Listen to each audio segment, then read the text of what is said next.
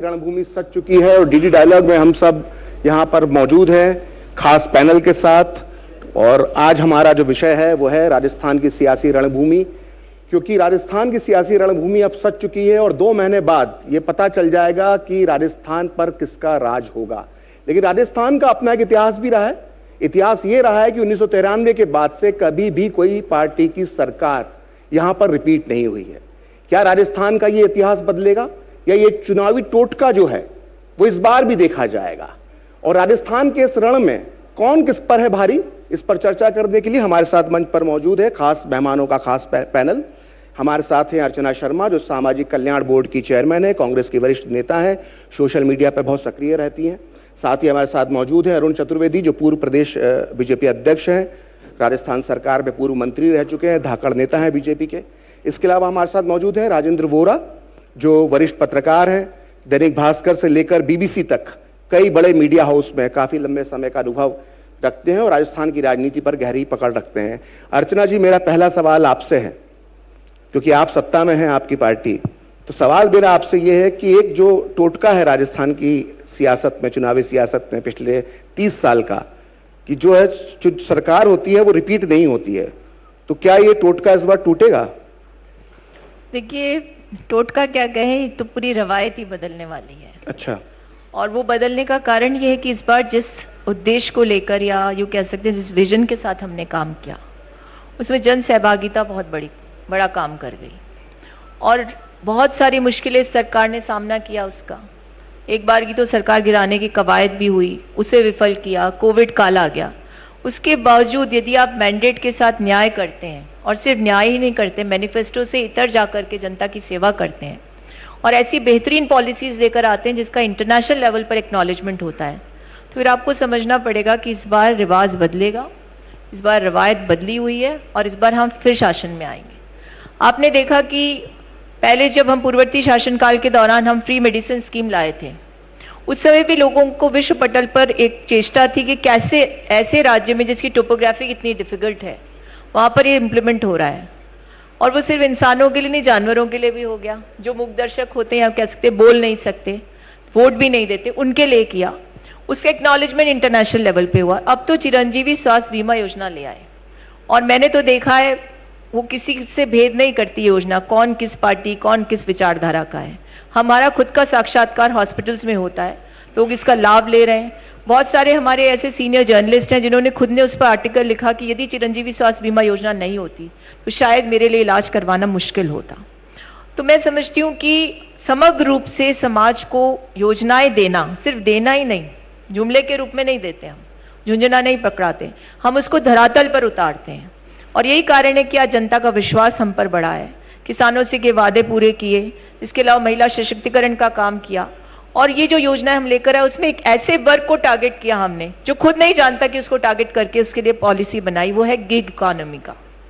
और आपको पता है कि बहुत ख्यातनाम और प्रतिष्ठित समाचार पत्रों में और न्यूयॉर्क टाइम्स के संपादक ने खुद ने उस पर आर्टिकल लिख करके कहा कि ये जो राजस्थान सरकार है, कांग्रेस सरकार है, अशोक गहलोत की सरकार है, उसने गिग इकोनॉमी के लिए जो एक सोशल सिक्योरिटी नेटवर्क दिया है, उसका रेप्लिकेशन इंटरनेशनल लेवल पर होना चाहिए, देश के राज्यों को करना चाहिए और अंतर्राष्ट्रीय पटल यानी यूनाइटेड नेशंस में भी इसका एक्नॉलेजमेंट हुआ है। ये सब होता है तो खुद ही विश्वास बढ़ जाता है। लेकिन ये सारी योजनाएं जो आई हैं वो 4.5 साल बाद ही क्यों याद आई? वो तो मैंने शुरू में ही आपको बताया, कोविड ने बहुत सारा हमारा समय ले लिया। हमारी सरकार को अस्थिर करने का काम, तो सरकार को अस्थिर करने का भी काम आपने ही लोगों ने किया था। अब क्या कहें, सरकार के साथ नहीं किया, दोषारोपण का समय नहीं है, लेकिन हुआ था और वास्तविकता से मुंह नहीं चुराया जा सकता। ठीक, मैं खुद उस समय साक्षी थी और मैं खुद पार्टी को डिफेंड करती थी, सरकार को डिफेंड करती थी, इसलिए मुझे कुछ कहना नहीं इसके बारे में, पूरा देश जानता है। ठीक। लेकिन जब ऐसी कवायद हो रही हो और उस समय यदि सरकार को स्थिर किया गया हो, योजनाओं को लाया गया हो, और देखिए लास्ट मोमेंट के लिए नहीं कह सकते आप किसी चीज को कंसीव करते हैं, जब आप कंसीव करते हैं तो उसकी इंप्लीमेंटेशन की एक प्रक्रिया होती है और उस प्रक्रिया को हम फॉलो करते हैं तो उसका सकारात्मक परिणाम आता है। आज देखिए कितने लोग, लाखों करोड़ों लोग हैं जो हमारी एमआरसी कैंप से लाभान्वित हुए हैं। जो उज्ज्वला योजना केंद्र सरकार की थी, मैं उम्मीद के साथ आई हूं कि यहां कोई कटाक्ष या किसी प्रकार का कोई हम दोषारोपण नहीं करेंगे, लेकिन जो वास्तविकता है उससे तो बयां करना पड़ेगा। ठीक है। जो उज्ज्वला योजना केंद्र सरकार लाई, उसमें हम दे रहे हैं 500 रुपए में सिलेंडर, और वो तो उस समय क्या था, बिल्कुल उल्टा रख के कपड़ा डाल के और टेबल के रूप में इस्तेमाल किया जाता था। तो मैं ये मानती हूं कि जनता ने हाथों हाथ इन योजनाओं को लिया है, लाभ भी लिया है, करोड़ों की संख्या में फुटफॉल हुआ है, सब लाभार्थी बने हैं सरकार की योजना, तो इसका सकारात्मक परिणाम आएगा। ठीक है। अरुण जी, अभी आपने सुना अर्चना जी को, लगातार 4 मिनट तक वो सारी योजनाएं गिनाती रही गहलोत सरकार की और बता रही हैं कि सारी योजनाएं बड़ी सफल हैं। आपको क्या लगता है बीजेपी कैसे मुकाबला करेगी? आपके तर्कश में क्या तीर होंगे? देखिए, पहली बात तो मैं कहूंगा, जो सरकार जिसमें बनती है उसमें कुछ मुद्दों को लेकर के आती है और मुद्दों के आधार पर वोट लेने की बात करती है। आज की सरकार जो कांग्रेस पार्टी थी, उसने चुनाव के समय जिन वादों को किया था उनमें एक भी वादा पूरा नहीं। कह सकता हूं केवल वोट की फसल काटने के लिए उस समय आपने वादे किए, उन सब वादों को पूरा। आपके ही बड़े नेता है और राजस्थान में आकर के उन्होंने कहा, बल्कि बिल्कुल तेजाब फिल्म की तरह 1 2 3 4 10 तक गिनती बोल करके उन्होंने कहा कि हम 10 दिन में किसानों का संपूर्ण ऋण माफ करेंगे। आज 19,000 से अधिक किसानों की जमीन कुर्क हो गई। राजस्थान में सैकड़ों किसानों ने आत्महत्या कर ली, उसका कोई जवाब नहीं। हम जानते हैं इस बात को। इन्होंने कहा था कि बिजली की कीमतों में वृद्धि नहीं करेंगे। आज देश की सबसे महंगी बिजली राजस्थान में मिल रही है और उसके बाद भी 17 बार तो इन्होंने फ्यूल चार्ज में बढ़ोतरी की और 9 बार बिजली की कीमतों में बढ़ोतरी की। अब जब चुनाव के समय जाने की बात आ रही है, उस समय कहते हैं कि हम 100 यूनिट बिजली फ्री देंगे। स्थिति है कि जितनी डिमांड देश भर में, अभी अपने सामने प्रहलाद जोशी जी सामने कह गए कि बिजली की कमी नहीं है, उसके बाद भी राजस्थान में डिमांड और सप्लाई का रेशो इतना बिगड़ा हुआ सरकार की योजना के कारण से कि हम बिजली की सप्लाई नहीं कर पा रहे। स्थिति है कि बिजली फ्री नहीं, बिजली से ही फ्री कर दिया। अभी मैं लगातार लगभग 50 विधानसभाओं में सीधे सीधे गया, फेस टू फेस बात की। जब हम बिजली की पूछते हैं तो आम आदमी हाथ हिला के जोर जोर से बोलता है कि बिजली नहीं आती। आप बिजली के बिलों की बात करते हो। हमने इसमें आप बात कही थी आपने कि हम रोजगार के अवसर देंगे, बेरोजगारी भत्ता देंगे। बेरोजगारी भत्ता अपने युवाओं को दिया नहीं, केवल वोट की फसल काटी। बेरोजगार की हालत यह है, 19 परीक्षाएं रद्द कर चुकी है सरकार, केवल क्योंकि पेपर लीक होने के कारण। और जिस रीट को ये कहा था कि रीटोत्सव होगा, Guinness book of world record में हम दर्ज कराएंगे, इसके मुख्यमंत्री जी बहुत जोर जोर से ताली बजा करके वाहवाही लूट रहे थे। वो शायद हिंदुस्तान का सबसे बड़ा चीटोत्सव बन गया। आज हम इस बात को देखने में आता है कि जब उसकी बात जांच की बात हुई, तब जांच की बात नहीं की। आज युवा अपने आप को ठगा महसूस कर रहा है। दुष्कर्म के नाते से जिसकी चर्चा देश भर में हुई, अभी उस मेरे से पहले प्रहलाद जी ने इस बात की चर्चा की, दुष्कर्म के नाते से राजस्थान में लगभग 17 बलात्कार रोज हो रहे हैं। अभी खुद प्रियंका जी आई, जो अपने आप कहती थी लड़की हूं, लड़ सकती हूं, वो नेवाई में आई और नेवाई से 30 किलोमीटर दूर एक महिला के साथ बलात्कार होता, उनको फुर्सत नहीं थी वहां जाकर के पूछने की। आप जब सवाई माधोपुर में टाइगर देखने तो आ सकती हूं, लेकिन किसी पास के क्षेत्र में किसी महिला का भी, उससे पहले टोड़ा भीम में घटना हुई थी। टोड़ा भीम शायद सवाई माधोपुर से 70-80 किलोमीटर होगा और 70-80 किलोमीटर जाने की फुर्सत नहीं थी। जहां एक बच्ची के साथ बलात्कार होता है, उसके बाद उसको गोली मारी जाती है, नहीं मरती, तेजाब छिड़का जाता है, फिर भी नहीं मरती तो कुएं में डाला जाता है। लेकिन राजस्थान की सरकार कॉग्निजेंस नहीं लेती। प्रतापगढ़ की कितनी घटना है, लेकिन दुष्कर्म के नाते से देश में पहले नंबर पर आके खड़े हो गए। उनकी रक्षा की कोई चिंता नहीं है। विकास के नाते राजस्थान पूरा ठप है, जिसकी चर्चा अर्चा जी ने की। मैं कटाक्ष की बात नहीं कर रहा, लेकिन मैं आकलन की बात अपन कर रहे हैं। हम इस बात का जवाब दें कि आयुष्मान स्वास्थ्य बीमा पिछली राजस्थान की भाजपा सरकार लेके आई थी, जिसमें 3 लाख रुपए तक का मुफ्त इलाज था। आपने 2019 तक उस योजना को तो सरकार में आते ही बंद कर दिया। 2019 तक कोई स्कीम नहीं थी आपके पास राजस्थान में लोगों को हम फ्री मेडिकल चेकअप देने की। आप 19 में लेकर के आए और 20 में अनफॉर्चुनेटली कोविड आ गया और 20 में कोविड जब, क्योंकि चिरंजीवी पहले आ चुकी थी। मैं एक ही पूछना चाहता हूं सरकार से, क्या एक भी व्यक्ति है जिसको आपने चिरंजीवी के तहत फ्री इलाज किया हो या उसका पैसा रियम्बर्स किया हो? मेरी जानकारी में एक व्यक्ति भी नहीं आया। अपन सब जानते हैं, सब मौत से लड़ाई लड़ रहे थे, अस्पतालों में भाग रहे थे, महंगे महंगे 25-25 लाख के बिल आ रहे थे, लोगों की जान चली गई, बिल तक के पैसे चुकाने को नहीं थे, लेकिन चिरंजीवी का लाभ एक को भी नहीं मिला।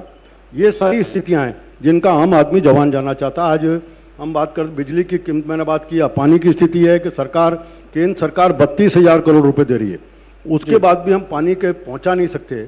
डिफरेंट स्कीम्स को हम पूरी तरह से लागू नहीं कर सकते। जनता पूरी तरह हाथ है, केवल घोषणाएं हो रही हैं।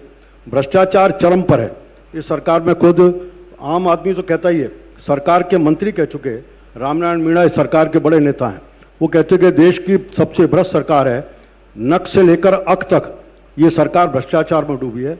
इनके ही मंत्री इनके बड़े विधायक हैं भरत सिंह जी, वो लगातार आरोप लगाते हैं कि खनन के ऊपर किस प्रकार का भ्रष्टाचार है। इनके बड़े नेता सरकार में मंत्री थे राजेंद्र गुड़ा, उन्होंने कहा कि भ्रष्टम सरकार है। महिला दुष्कर्म के नाते जो विधानसभा में चर्चा चल रही थी, उन्होंने किसकी चर्चा कर रहे हो, राजस्थान में ही बहन बेटियां सुरक्षित नहीं है। खुद मदेना अपनी जो विधायक है इनकी, वो स्वयं कहती है मैं स्वयं सुरक्षित नहीं हूं, तो मैं औरों की क्या चिंता की बात करूं। इन सब चीजों में स्थिति है कि राजस्थान में आम आदमी इस 4.5 साल के सरकार के नाटक को देख चुका, कुर्सी की लड़ाई को देखा है। पहले दिन जिस दिन शपथ ली थी उस दिन ही मुख्यमंत्री उप मुख्यमंत्री की लड़ाई को देखा, उसके बाद से सत्ता के संघर्ष को देखा, और मुख्यमंत्री से सुना है अपने मुख्यमंत्री प्रदेश अध्यक्ष के लिए कि वो निकम्मा है, नकारा है, ये सारे शब्दावली को देख करके जनता इसको देख रही है। अब बदलाव का मन जहां इस सरकार के खिलाफ एंटी इनकम्बेंसी है, वहीं नरेंद्र मोदी जी और पिछली भाजपा सरकार के काम, इन सब तुलना के आधार पर भाजपा को लेकर आएगी, समझ विश्वास। ठीक है बोरा जी, आपने दोनों की बात सुनी, कांग्रेस की बात सुनी और बीजेपी की बात सुनी। कांग्रेस का पूरा फोकस यह है कि जो योजनाएं लेकर आई है, गहलोत सरकार जो योजनाएं लेकर आई है, और लगातार एक के बाद एक धड़ाधड़ योजनाएं सामने आ रही हैं, और इसकी दम पर चुनाव जीतने का एक प्लान जो है कांग्रेस का नजर आ रहा है। वहीं बीजेपी कुशासन की बात कर रही है, जिसमें पेपर लीक घोटाले की बात कर रही है, चाहे वो कानून व्यवस्था की बात कर रही है, खासकर महिलाओं के प्रति जो अत्याचार बढ़े हैं राजस्थान में, उसको लेकर बात कर रही है। अंडर करंट क्या नजर आ रहा है, कौन सफल होता दिखाई दे रहा है? क्योंकि समय अभी बहुत बाकी है, अभी पूरे 2 महीने बाकी है, लेकिन शुरुआती लड़ाई में क्या नजर आ रहा है? ये जो सियासी रणभूमि हमने बनाई है जी, और रण तो अभी शुरू होगा जब इलेक्शन कमीशन अनाउंस करेगा, लेकिन उस रण की तैयारी के लिए पार्टियां, दोनों सेनाएं तैयारी चल रही है इस समय। और इस समय जो बात हो रही है वो ये है कि एक सेना के लोग अपनी बात कह रहे हैं, दूसरी सेना के लोग दूसरी बात कर रहे हैं। लेकिन जहां तक यहाँ सवाल है कि कांग्रेस पार्टी इस समय शासन में है राजस्थान में, तो वो तो अपनी बात करेगी, और क्योंकि बीजेपी शासन में नहीं है तो वो क्या बात करेगी, तो वो जो सरकार की जो कमियां हैं वही गुनाएगी। तो इस रण में तो यह होगा कि उनको वो सारी छोटी से छोटी कमी को बड़ा करके बताएगी, और ये लोग अपनी छोटी से छोटी उपलब्धि को बड़ा करके बताएंगे। तो ये तो चुनाव में होगा, लेकिन पब्लिक के साथ एंगेजमेंट क्या है जी, असली चीज ये है कि हम कहते हैं पार्टिसिपेटरी डेमोक्रेसी है, लेकिन लोगों का पार्टिसिपेशन क्या है कि सिर्फ इतना है कि मैं एक दिन जाऊं 5 साल में और एक बटन दबा करके अपने नुमाइंदे का फैसला कर जाऊं, तो मेरा पार्टिसिपेशन यहां खत्म हो जाता है क्या? लेकिन ये जो रण है, इस रण के जो डायलॉग के लिए हम बैठे हैं, वो एक मौका देता है कि पब्लिक हम इन सारे विचारों को सुने और अपना फैसला तय। लेकिन जब पब्लिक फैसला करने जाती है, वो तलवारबाजी नहीं होती, वो एक सोच विचार के फैसला होता है। और वो फैसला पब्लिक कैसे करती है, वो अपने अनुभव से करती है। उसका अनुभव क्या होता है कि सरकार ने बहुत सारी, उसके लिए सरकार है तो कुछ न कुछ योजनाएं चलाएगी, और कौन सी ऐसी सरकार हो सकती है जो जनता के विरोध की काम करे। उसको आगे चुनाव में जाना है, हर 5 साल बाद जब चुनाव होना है तो हर पार्टी ये चाहेगी कि वो कुछ ऐसा काम करे, लोगों का दिल जीते। अब ये अलग बात हो सकती है कि उसने जो काम किया वो अगली पार्टी उसको दिल जीतने वाला मानती है या ना मानती है। ठीक, तो वो बात अरुण जी जब बात करेंगे तो वो कहेंगे आपने ये जो चीजें की तो कुछ हुआ नहीं। ठीक, असली चीज होती है पब्लिक को सरकार ने जो उसको दिया, योजनाओं के जरिए जो दिया, उसका इंप्लीमेंटेशन कैसे हुआ, उसको लागू कैसे किया, वहां पर जो मेरा अनुभव होगा। मैं मीडिया से हूं तो अपने आप को जनता का प्रतिनिधि मानता हूं। मैं, क्योंकि मुझको तो वोट लेने नहीं जाना है, मैं मान के चलता हूं कि मैं जनता हूं, और इनसे जब सवाल करता हूं एज ए पत्रकार तो जनता की तरफ से सवाल करता हूं। ठीक है अर्चना जी, मेरा अगला सवाल आपसे है। जो आपने स्कीम्स गिनाई, बड़े कॉन्फिडेंस के साथ आपने सारी बातें कही, लेकिन जो आपके नेता राहुल गांधी है उनमें वो कॉन्फिडेंस नजर नहीं आ रहा है राजस्थान को लेकर। अभी जब वो राजस्थान के पिछले दौरे में आए थे तब उन्होंने एक शब्द कहा कि यहां कड़ा मुकाबला है। चुनाव से 2 महीने पहले एक राष्ट्रीय स्तर के नेता अगर किसी राज्य में जाकर ये कहें कि कड़ा मुकाबला है, मतलब कहीं ना कहीं खतरे की घंटी बज चुकी है, और ये खतरे की घंटी जो है वो दिल्ली तक, राहुल गांधी तक को सुनाई दे रही है। देखिए, जहां तक मैं समझती हूँ, संपूर्ण परिदृश्य को देखकर एक चुनौती उन्होंने कांग्रेस जन को दी है। ठीक, और चुनौती जब होती है तो आदमी और मुस्तैदी से काम करता है। तो हम इसे चुनौती के रूप में ग्रहण करते हैं कि हमारे राष्ट्रीय नेतृत्व में हमसे ये कहा है कि तुम्हारा कड़ा मुकाबला है, तो मुकाबला करके जीतना है। देखिए, पार्टिसिपेटरी डेमोक्रेसी तो है, वो तो हमारे कॉन्स्टिट्यूशन में ही थी कि उसी के माध्यम से वोट रजिस्टर करते हैं। लेकिन परफॉर्मेटिव पॉलिटिक्स क्या होती है, वो डेमोक्रेसी का कैसे पार्ट बनती है, इसका साक्षात्कार गत 9 वर्षों में देश की जनता ने किया है। मैं नहीं कहती कि परफॉर्मेंस नहीं होना चाहिए, पर वो ऐसा भी नहीं होना चाहिए कि भ्रम तो सच्चा लगे और सच्चाई भ्रम बन जाए। आपने अभी जितने भी आरोप लगाए, माननीय अरुण चतुर्वेदी जी का मैं बहुत सम्मान करती हूं, लेकिन मुझे लगता है कि आपके पास भी मुद्दा नहीं, सिर्फ गैर मुद्दों के आधार पर आप सियासत करते रहे। आपने जो भी आरोप लगाए अधिकांश मिथ्या हैं।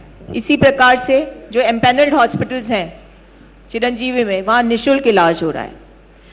आपने सही फरमाया कि 850 रुपए हम देते हैं, तब उस स्कीम का पार्ट बनते हैं, लेकिन एक ऐसा वर्ग भी है जिसका निःशुल्क रजिस्ट्रेशन होता है, जो बीपीएल कैटेगरी में आता है, और जिनको राशन उपलब्ध करवा रहे हैं, उसके लिए आप लोगों ने मिथ्या प्रचार किया कि ये खाने योग्य नहीं है सामग्री, लेकिन जनता तो खुश है। कोई सरकार अपनी स्कीम के माध्यम से अपने किए काम पर पानी डालेगी क्या? ऐसा मैं नहीं समझती।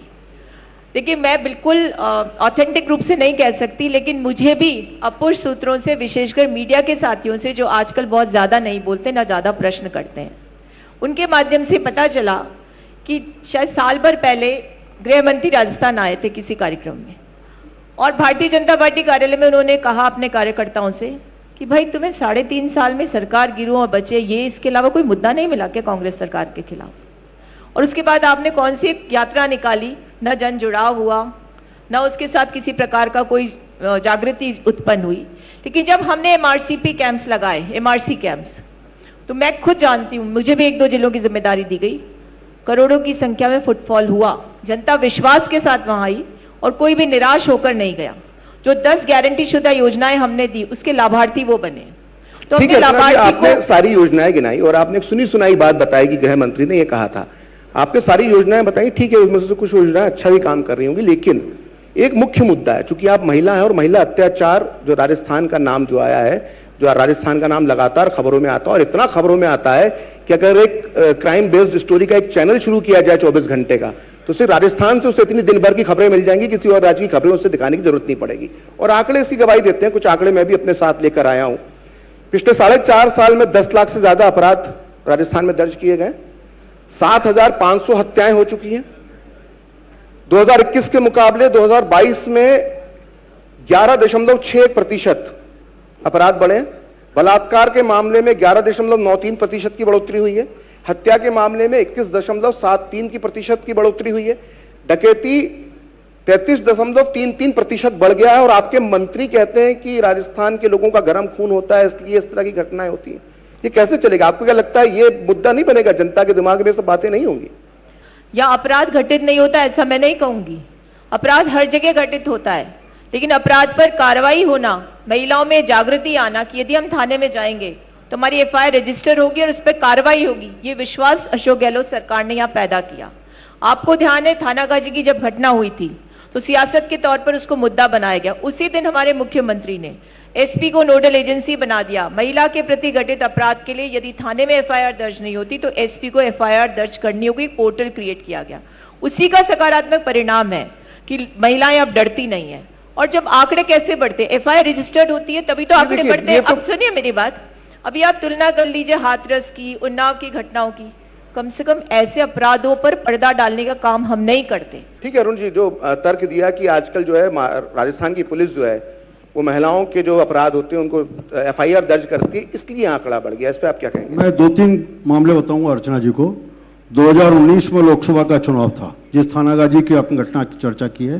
एक पति के सामने एक महिला के संग मास्क गैंगरेप होता है और गैंगरेप होने के बाद भी उसकी एफआईआर दर्ज नहीं होती। 7 दिन बाद जब मीडिया उसको फ्लैश करता है, उसके बाद जब अपोजिशन पार्टी भाजपा उसको मुद्दा बनाती है, तब आपकी सरकार उसका एफआईआर दर्ज करती है। अभी ये घटना जो मैंने टोड़ा भीम की चर्चा की है, उसकी भी 2 दिन तक एफआईआर दर्ज नहीं होती। इसी तरह की प्रताप भीलवाड़ा की घटना, जिसको भट्टी में जला दिया जाता है, उसकी मां बच्ची गायब होने के बाद शाम को पुलिस थाने जाती है, पुलिस वाले भगा देते हैं। शाम को कुछ लोग आते हैं, वो आके बताते हैं, पति माँ बाप जो ढूंढने जाते हैं, उसके रात को एक पुलिस वाला साइकिल पे आता है, उसके अलावा कोई रकम नहीं देते। ये 2-3 घटना है जिनके बारे में अपन कहीं ना कहीं, मुझे लगता है कि राजनीतिक मुद्दा नहीं है। आज महिला को हम उस राजस्थान में बैठे हैं जब विधानसभा के पटल के ऊपर चर्चा होता है। अर्चना जी उस विषय की कॉग्निजेंस लेंगी। इनका ही गृह मंत्री के नाते जो व्यक्ति सीनियर मिनिस्टर है, वो जवाब देता है, वो स्वीकार करता है कि देश में सबसे अधिक दुष्कर्म राजस्थान में हो रहे हैं। और क्यों नहीं होंगे? क्योंकि राजस्थान मर्दों का प्रदेश है। वही मंत्री जब कोटा की घटना है, कोटा में एक बच्ची के जो आत्महत्या करती है, उसके संग मेलाइनेशन होता है और आत्महत्या करती है, तो वही मंत्री कहता है कि प्रेम प्रसंग था। पिता आज तक पूछ रहा है कि प्रेम प्रसंग का कोई तो प्रमाण दीजिए, कोई चिट्ठी तो दीजिए जिसके आधार पर आप प्रमाणित कर सकें। हम इस प्रकार से एक तरफ से हम दो तरह की पीड़ाओं से हमारा समाज जूझ रहा है। एक तो बच्ची जा रही है, माँ बाप के संग प्रताड़ना हो रही है, दूसरा राजनीतिक दृष्टि से भी इनको पूरी तरह से कहीं ना कहीं ढकने का काम राजस्थान की सरकार कर रही हो, ये सबसे अधिक पीड़ा का है। मैं स्वीकार नहीं करेंगे अर्चना जी, लेकिन राजस्थान में पहली बार हालत है कि थाने और चौकी नीलाम हो रहे हैं। सत्ताधारी दल के विधायकों के इशारे पर काम मुकदमा होगा और कहानी। मैं जयपुर की सीरीज मेरे क्षेत्र की गिना सकता हूं जहां पुलिस पहुंच गई बार बार कहने के बाद भी, क्योंकि विधायक मंत्री ने कह दिया नहीं कार्रवाई होगी, इसलिए कार्रवाई नहीं होती, एफआईआर दर्ज नहीं होती। जहां तक आप परफॉर्मेंस राजनीति की बात की है, आज हम देश में स्थिति है कि पूरा देश की राजनीति को बदलने का काम हुआ है। तो पिछले 2001 के बाद या 2014 के बाद जो सरकार ने कहा पूरा, हम जानते हैं कि आज घर घर शौचालय की बात थी तो शौचालय बन के पहुंचे हैं। जिन्होंने हमने कहा आयुष्मान भारत तो आयुष्मान गया, उज्ज्वला भारत उज्ज्वला भारत, जनधन के खाते जिसको कोविड में स्वीकार किया कि उस कोविड के कालखंड में सबके खातों में 5,500 रुपए देने की बात हुई, तो महिलाओं के खाते में सीधे पहुंचने का बात हुआ। किसान सम्मान निधि का पैसा पूरा पहुंचा है, जिसकी आपने अभी बात कर रही थी अन्नपूर्ण योजना की अर्चना जी। मैं नहीं कह रहा हूं, जैसलमेर के कलेक्टर ने जांच कराई और फिर लेबोरेटरी की रिपोर्ट आती है कि नमक में स्वाद नहीं, मिर्ची में तेजी नहीं है, हल्दी में रंग नहीं देती है। उन्होंने खुद ने सप्लाई रोकी है, बीजेपी नहीं रोकी, इसलिए बीजेपी का कोई रोल नहीं। हम तो ये बार बार कह रहे हैं कि 230 रुपए का पैकेट आप 370 में खरीदते हो, एक तरफ करप्शन करते हो, उसके बाद भी लोगों को देने का काम नहीं करते। दूसरी तरफ प्रधानमंत्री जी अब नहीं, पिछले 3 साल से 2020 से 80 करोड़ लोगों को अन्नपूर्णा योजना के माध्यम से मुफ्त अनाज देने का काम कर रहे हैं। ये परफॉर्मेटिव राजनीति का विषय है, केवल बातें नहीं, धरातल के ऊपर चीज पहुंचने का काम लगातार हो रहा है। अच्छा अरुण जी, एक बात बताइए कि जो 10 से ज्यादा पेपर लीक के मामले सामने आ चुके हैं और 20 लाख युवा इससे प्रभावित हुए हैं, बीजेपी इसको कितना बड़ा मुद्दा बनाने वाली है? नहीं, मुद्दा हम बीजेपी का मुद्दा बनाना नहीं, ये आम युवा में चर्चा है। 10 नहीं है, 19 परीक्षाएं रद्द हुई है जी, और जिस रीट की परीक्षा जिसके सीधे तार मुख्यमंत्री जी के ऑफिस से जुड़े हैं। आज बताइए, राजीव गांधी स्टडी सर्किल किसका है? राजीव गांधी स्टडी सर्किल के अध्यक्ष कौन है? बोर्ड ऑफ सेकेंड एजुकेशन के चेयरमैन प्रोफेसर जारोली, जो जिस बोर्ड ऑफ सेकेंड एजुकेशन ने इस परीक्षा को कराया, उसका चेयरमैन कहता है अगर मेरे को छेड़ा गया तो मैं अच्छे अच्छे लोगों के चेहरे बेनकाब कर दूंगा। इन सब का जवाब राजस्थान की जनता जानना चाहती है कि आपने एसीबी को देकर के उसको रफा दफा करने का काम किया, आज ईडी ने आकर के उस पर कार्रवाई शुरू की है। आप बार बार जल जीवन मिशन, नरेंद्र मोदी जी आपके ऊपर काम कर रहे हैं, लेकिन पैसे को आप कहीं ना कहीं प्रेफरेंस हो रहा है, उसको लगातार चोरी उस पर हो रही है, इसको जवाब जनता जानना चाहती है। ठीक है अर्चना जी, जो पेपर लीक का मामला है, चूंकि इससे युवाओं में काफी आक्रोश है, जो पहली बार वोट देंगे वो भी और जो दूसरी बार वोट दे रहे हैं वो भी। तो 20 लाख युवा प्रभावित हुए हैं इससे और 20 लाख युवाओं के परिवार भी होंगे। तो पेपर लीक मामला, और उस मामले को सिर्फ बीजेपी ने ही नहीं बल्कि सचिन पायलट ने इस मामले को उठाया है, तो ये कितना बड़ा आपके लिए खतरा साबित हो सकता है पेपर लीक मामला? देखिए, पेपर लीक सिर्फ राजस्थान में हो रहे हैं ऐसा नहीं है, और मैं डिनाई भी नहीं कर रही हूँ कि पेपर लीक नहीं हुआ है, लेकिन आपको जब पता चल गया कि ये समस्या है तो उसका निदान भी हमने ही किया है। सबसे कठोरतम कानून लाए और कठोरतम सजा लेकर के आए, ताकि ऐसे लोग जो टेक्नोलॉजी का इस्तेमाल करके और युवाओं के भविष्य के साथ खिलवाड़ करते हैं या किसी और तरीके से करते हैं, उनके खिलाफ कार्रवाई हो सके। वैसे तो देखिए, देश भूला नहीं है व्यापम घोटाला, और इस व्यापम घोटाले में कितना बड़ा घोटाला हुआ था, कितनी आत्महत्याएं हुई थी, उसका जवाब आज तक किसी के पास आया नहीं। इसलिए जब डिबेट होना तो उसमें बात ये होनी चाहिए कि हम कितने सही थे और आप कितने गलत हो। लेकिन आप अगर आरोप लगा करके सिर्फ ये कहना चाहते हो कि सब कुछ हमने किया, उसका तो जवाब जनता देगी। दूसरी बात यह कि आपने बहुत सारे मुद्दे उठाए, फलाने मंत्री ने कहा, एमएलए ने कहा, आप भूल गए शायद आपके पूर्ववर्ती शासन में अंतर्राष्ट्रीय पटल से महिलाओं को डायन कहकर प्रताड़ित करने और उनके साथ दुराचार करने की घटनाओं पर शोभपूर्ण टिप्पणी आई थी। और आप ये भी भूल गए कि आपके एक साथी मंत्री ने जेकेलॉन के बाहर जब पीड़िता के साथ बलात्कार हुआ था, जो मासूम बच्ची थी, तो बाहर निकल के कहा कि चप्पे चप्पे पुलिस बिठा देकर और हंस कर के कही ये बात। तो ये चीजें व्यक्तिगत बातें होती हैं, ये मुद्दा पार्टी के साथ नहीं जोड़ा जा सकता। जो ऐसा कहता है उसके खिलाफ पार्टी को कार्रवाई करनी चाहिए, इसमें कोई दौराय नहीं है। लेकिन आप जब तुलना करें ना तो एक तरफा बात कहना या आंकड़ों को ऐसा प्रस्तुतिकरण करना ये गलत है। ये पहली सरकार है जिसके डीजीपी को अधिकृत किया गया है कि आज जितना क्राइम घटित हो रहा है उसके आंकड़ों के साथ प्रस्तुत होइए और कार्रवाई करिए।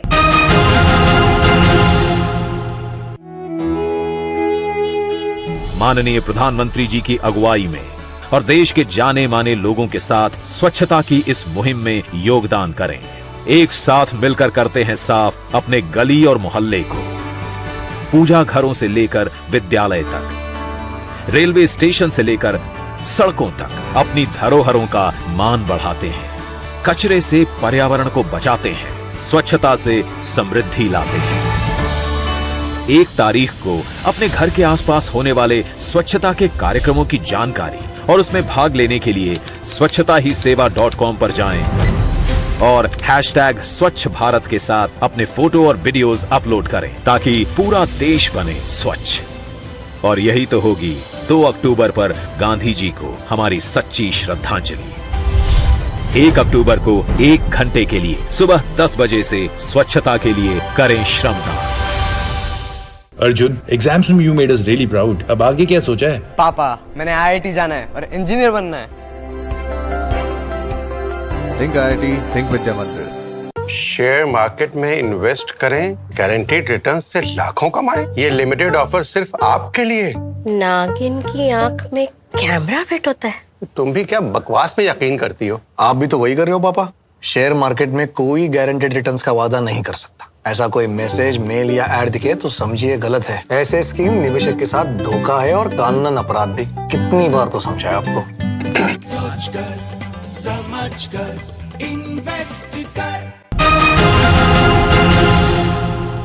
बुरा जी, जब पेपर लीक की बात आती है तो सचिन पायलट का नाम भी सामने आता है, क्योंकि सचिन पायलट बड़े मुखर थे अपनी सरकार के खिलाफ पेपर लीक मामले में।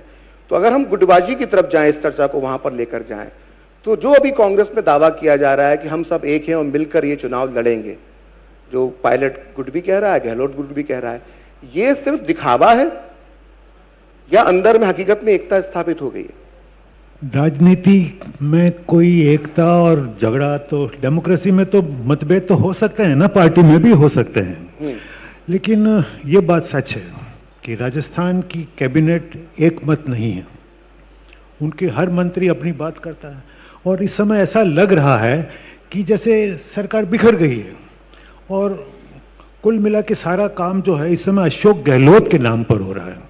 और ये शायद अशोक गहलोत साहब ने समझ लिया है कि क्योंकि पिछले चुनाव के बाद जो सरकार बनी, संख्या की कमी थी, तो उनको दूसरों का लाभ, दूसरों की मदद लेनी पड़ी, दूसरी पार्टियों की मदद लेनी पड़ी, ऐसी पार्टियों की भी मदद लेनी पड़ी जो हर बार पाला बदलते हैं, अपनी पूरी की पूरी पार्टी छोड़ के इधर आ जाते हैं। वो क्यों आ जाते हैं? कुछ सत्ता का लाभ लेने के लिए आते हैं। तो ये बात समझ में आई हुई है राजस्थान के मुख्यमंत्री को, इसलिए सारा आप जो प्रचार देख रहे हैं, जो सारा आप जो जनता को जो लाभ दिया जा रहा है, इतने लाभ दिए गए हैं जिसकी आप कल्पना नहीं कर सकते। इसको तो स्वीकार करना पड़ेगा ना कि आपने जनता को इतनी राहतें दी है, इतने लाभ दिए हैं, लेकिन वो एक चेहरे पर है। हर जगह अशोक गहलोत का चेहरा है। तो पायलट फैक्टर कितना नुकसान पहुंचा सकता है?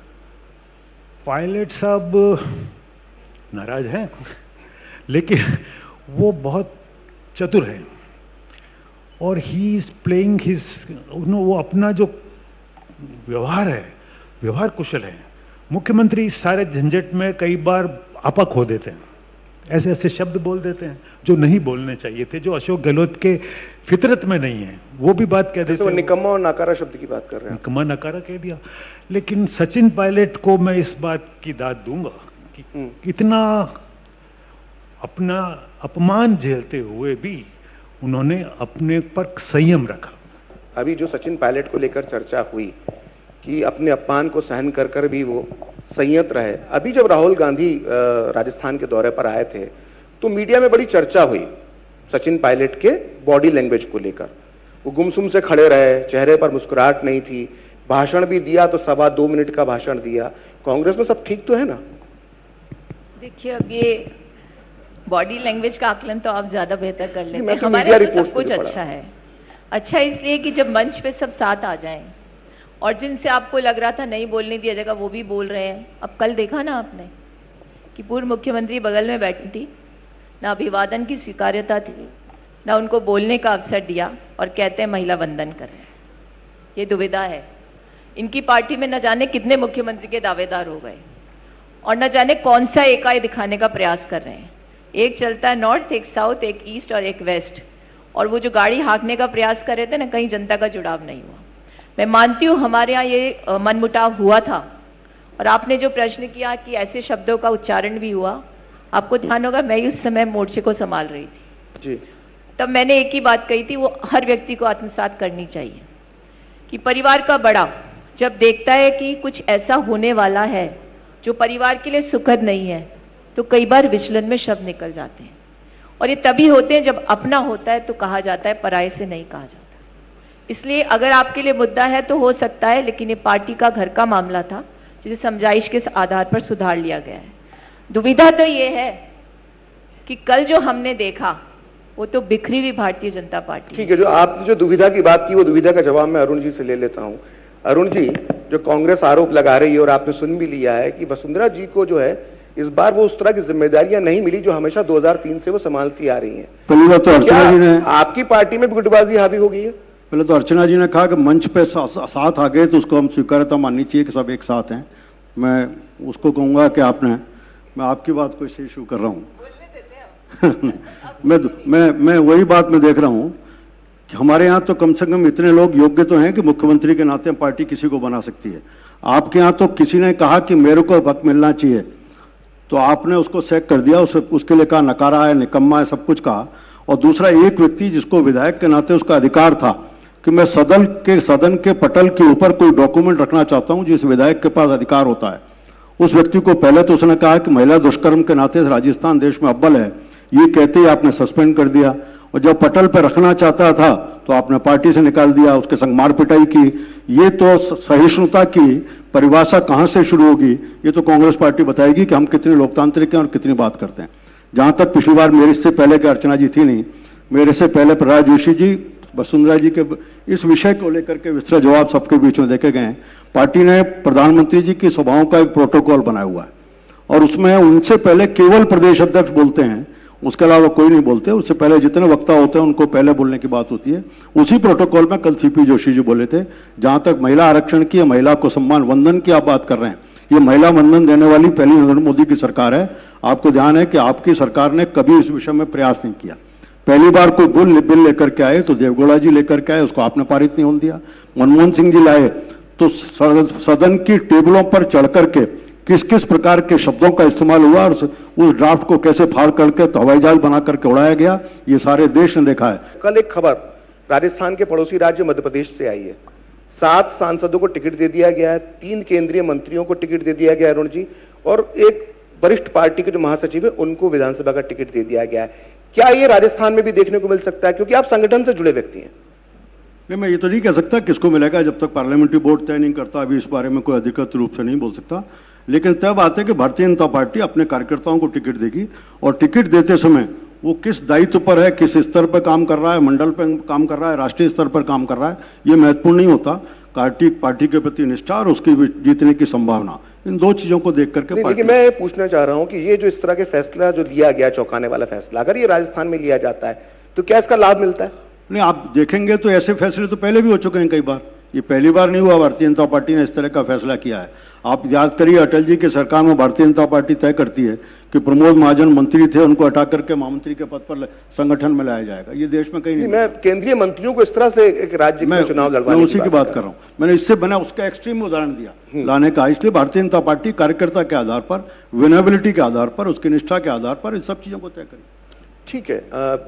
अर्चना जी, ये मुझे बताइए कि बीजेपी की तो 2-2 लिस्ट आ गई मध्य प्रदेश में, छत्तीसगढ़ में भी एक लिस्ट आ गई, कांग्रेस की लिस्ट कब आएगी? मतलब कुछ तय नहीं कर पा रहे कि गहलोत जी और पायलट जी मिलकर आपस में? देखिए, अब ये जरूरी तो नहीं कि ये निकालें तो हम भी इनका पीछे पीछे चलेंगे, वो हमारी नीति है।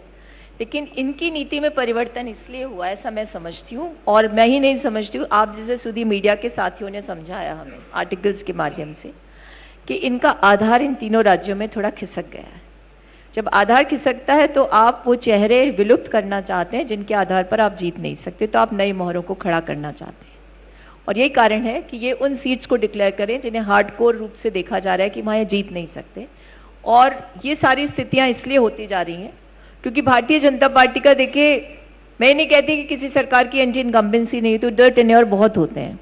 तो ऐसे में एंटी इनकम्बेंसी का सामना कर रहा केंद्रीय नेतृत्व कहते हैं ना, चुन चुन करके और सारी मुश्किलों का आकलन करके ऐसा करा है, ऐसा मैं मानती हूं। बाकी इनका अंदरूनी मामला है। जिस महिला आरक्षण बिल की यहां दुहाई आप दे रहे थे, आपने तो उसको ऐसे प्रस्तुत कर दिया बिना एजेंडा के किस तरह से वो आएगा ताकि सब लोग, वो कहते हैं ऑव एंड शॉकिंग एटीट्यूड, वो हर जगह आप अपनाएंगे। अगर आपने पहले बताया होता तो वहां जितने भी सांसद थे वो खुद खड़े होकर बोलते कि भाई क्या कर रहे हो, ये डिलिमिटेशन से जोड़ दिया, सेंसस से जोड़ दिया, कौन सा आरक्षण दे दिया। ठीक है, हम अगर विषय को बदलते हैं होती तो इसी समय लोकसभा में समय का अभाव है, बाध्यकारी अर्चना जी, बनाते। समय का अभाव है। विषय अभी छूट गया है, उस पर हम चर्चा कर लेते हैं। बोरा जी से हम शुरुआत करते हैं कि कल प्रधानमंत्री जब जयपुर में आए तो उन्होंने सनातन धर्म के खिलाफ जो विवादित बयान इंडी अलायंस के सहयोगी पार्टियों ने दिए हैं उसको एक मुद्दा बनाया है। राजस्थान में ये जो सनातन धर्म का जो अपमान दक्षिण से जो शुरुआत हुई, और उत्तर प्रदेश में भी हम देखते हैं कि कुछ इंडी दल के जो सहयोगी दल हैं वो जिस तरह का अपमान कर रहे हैं,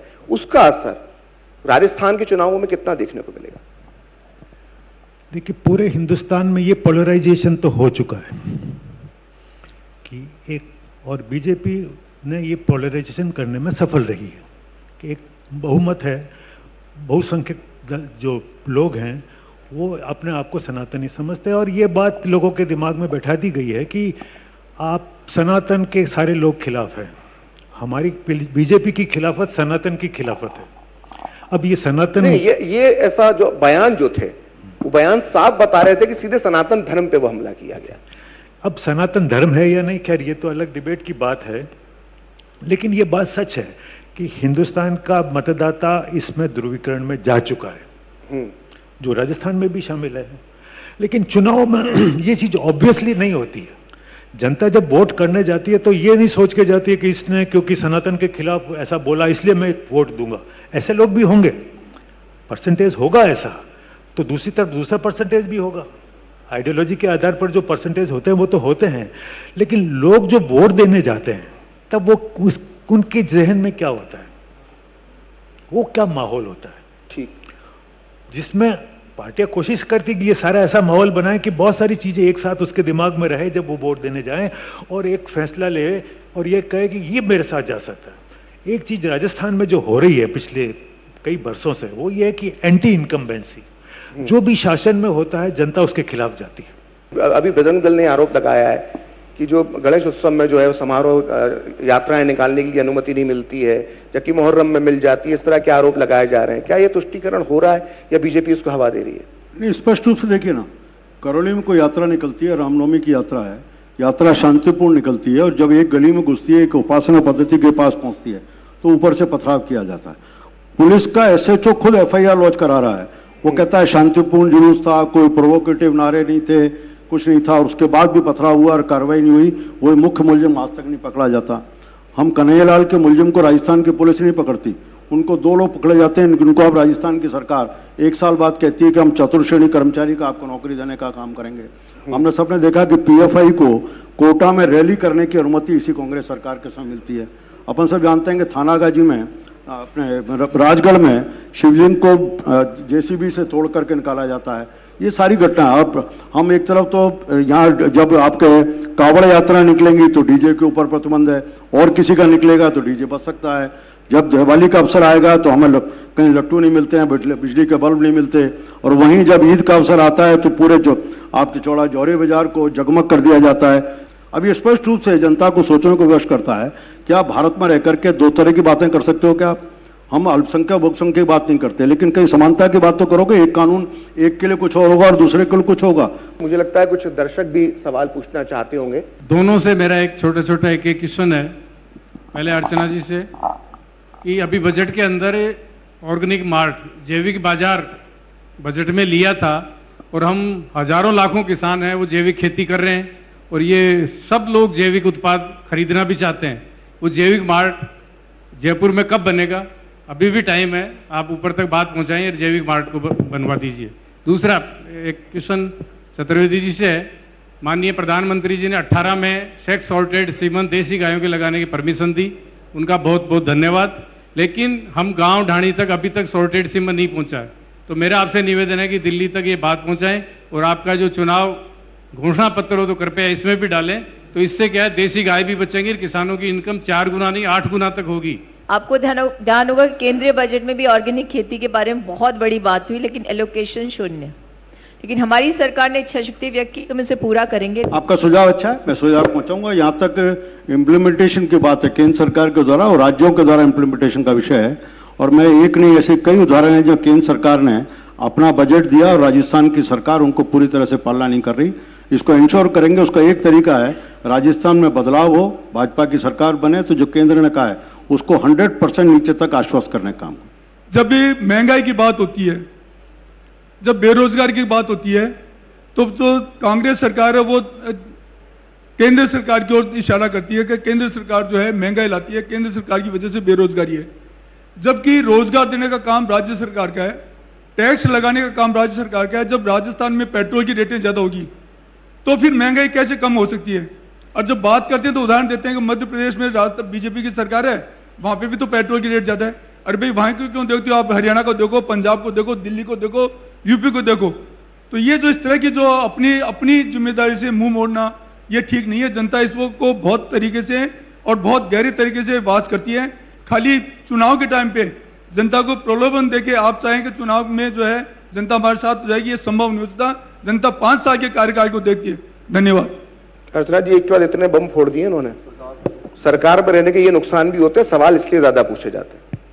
तांबी जी को मैं व्यक्तिगत रूप से भी जानती हूँ, और एक व्यापारी का जो दर्द है वो उभरा है, वो कोई प्रश्न नहीं है। ठीक है, संक्षेप में बताइए। जीएसटी ला करके आपने डिवोल्यूशन ऑफ टैक्स जो था सेंटर के स्तर पर, उसमें हाथ काट दिए राज्य सरकार के, और जो रेट्स होते हैं सारे डिसाइड होता है एड वॉलरम, यहां पर इंप्लीमेंट होता है वैट।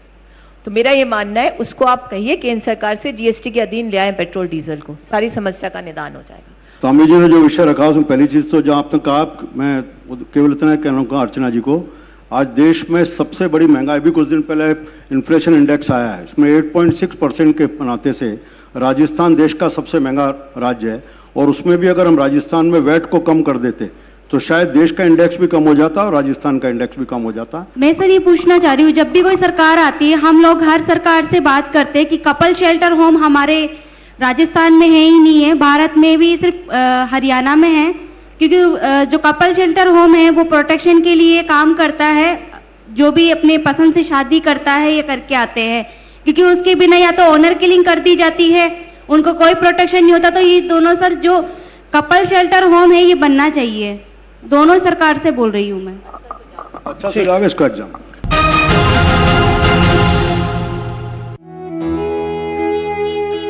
माननीय प्रधानमंत्री जी की अगुवाई में और देश के जाने माने लोगों के साथ स्वच्छता की इस मुहिम में योगदान करें।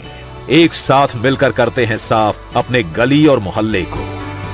पूजा घरों से लेकर विद्यालय तक, रेलवे स्टेशन से लेकर सड़कों तक अपनी धरोहरों का मान बढ़ाते हैं। कचरे से पर्यावरण को बचाते हैं, स्वच्छता से समृद्धि लाते हैं। 1 तारीख को अपने घर के आसपास होने वाले स्वच्छता के कार्यक्रमों की जानकारी और उसमें भाग लेने के लिए स्वच्छताहीसेवा.com पर जाएं और #स्वच्छ भारत के साथ अपने फोटो और वीडियोस अपलोड करें, ताकि पूरा देश बने स्वच्छ। और यही तो होगी 2 अक्टूबर पर गांधी जी को हमारी सच्ची श्रद्धांजलि।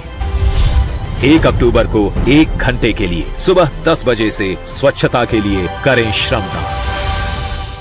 बहुत हार्ड वर्क करते हो, मेरी तरह स्मार्ट वर्क करो। क्यों? लॉटरी लगी है? लॉटरी समझो, शेयर मार्केट की एक मस्त स्कीम में इन्वेस्ट कर रहा हूँ, गारंटीड हाई रिटर्न्स आएंगे। आपके गारंटीड हाई रिटर्न्स कोई करण अर्जुन नहीं है जो जरूर आएंगे। मतलब? बाबा, शेयर मार्केट में जोखिम होता है, कोई भी गारंटीड हाई रिटर्न्स का वादा नहीं कर सकता, ये गैर कानूनी है। अच्छा?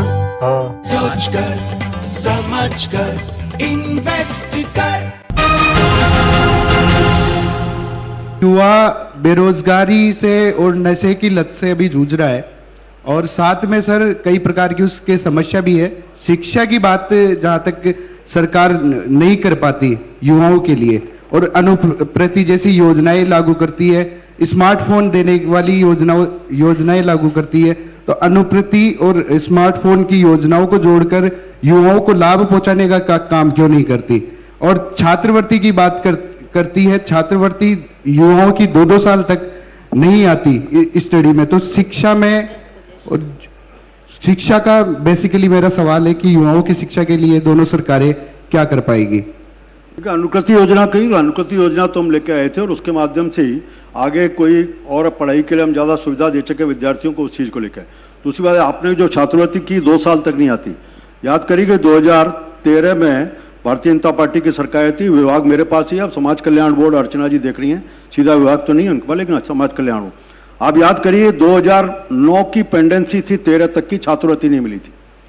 हमने उसको सारे सब पूरे जितना भी बैकलॉग था वो क्लियर किया, और 2016 तक आते आते जहां पुरानी सारी स्कॉलरशिप को दिया, 18 तक हर महीने हम स्कॉलरशिप साल की बनती थी वो देने का शुरू किया, और वो भी ऑनलाइन स्टार्ट किया। इसके कारण से हम करप्शन कम कर सकें।